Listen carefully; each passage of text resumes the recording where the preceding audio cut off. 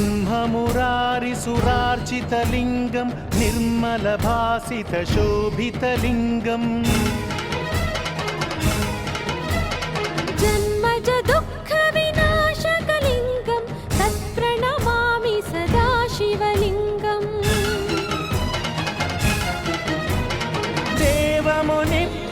देवमुनिप्रवरार्चितलिङ्गं कामदहनकरुणाकरलिङ्गं रावणदर्पविनाशकलिङ्गं तत्प्रणमामि सदा शिवलिङ्गम्